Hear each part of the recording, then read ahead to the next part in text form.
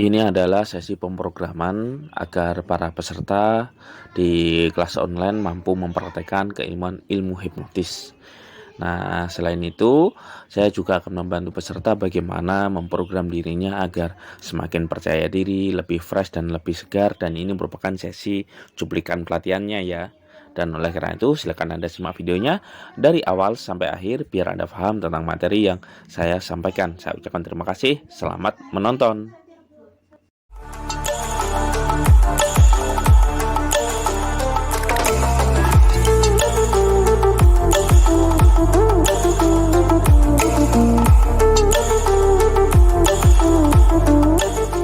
Apa enggak Pak Haji? 85. Oke, coba diangkat badannya. Berat? Bisa berdiri? Susah Pak Haji. Susah Pak Haji ya. Nah, itu sudah masuk kondisi hipnotis juga. Nah, sekarang coba tak tahu kenapa tiba-tiba sekarang lihat kameranya lihat. Dan sekarang coba ini saya tulis, ini namanya Pak Haji Muslih saya hapus sekarang. Nah, kenapa semakin Bapak ingat-ingat namanya, tiba-tiba Pak Haji lupa namanya. Siapa Pak Haji namanya? Nah, ada namanya tapi nggak bisa ngomong. Iya. Siapa Pak Haji namanya? Ayo. Nah, lupa, tapi nggak ingat. Itu juga bagian dari hipnosis. Namanya ada tapi bisa disebutin. Iya, iya kan? Nah, itu bagi yang kena hipnotis seperti ini, ya biasa saja. Tapi yang lihat itu kan merasa aneh. Nah, itulah entertainnya di situ. Ya, ayo siapa namanya? Nah, yang enak nih, saya ganti nih namanya. Paling enak namanya adalah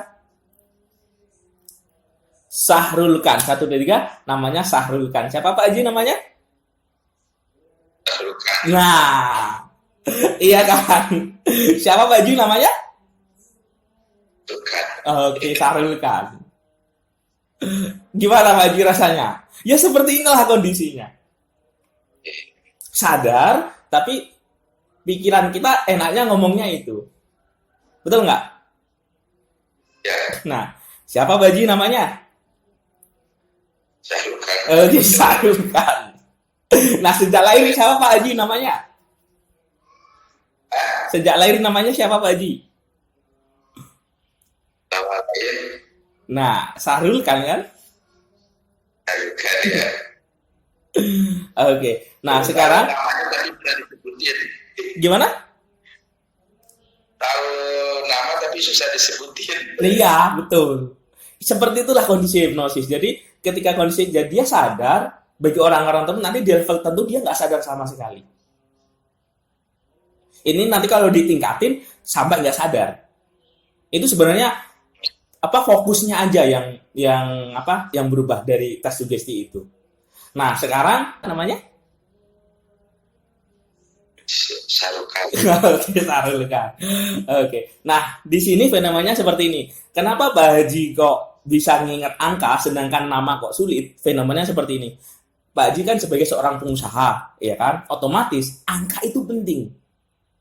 Maksudnya penting itu lah 5 kok diambil. Nah, bagi orang-orang tertentu dia itu boleh. Angka itu diambil boleh. Nah, bagi orang-orang yang dia pengusaha, kontraktor, intinya yang bagian hitung-hitungan, ketika disugesti, aturan sugesti kan tidak boleh membahayakan.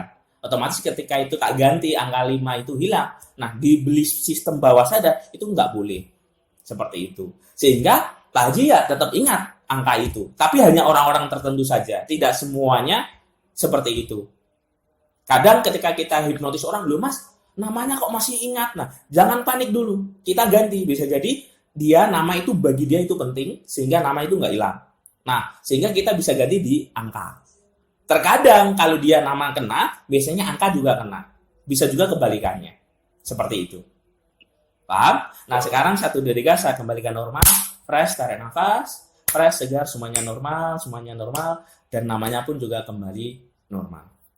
Siapa Pak Haji namanya? Oke. Tubuhnya coba diangkat. Udah gak berat kan? Iya. Nah, itu. Nah, saya jelasin. Ini tentang salah satu fenomenanya.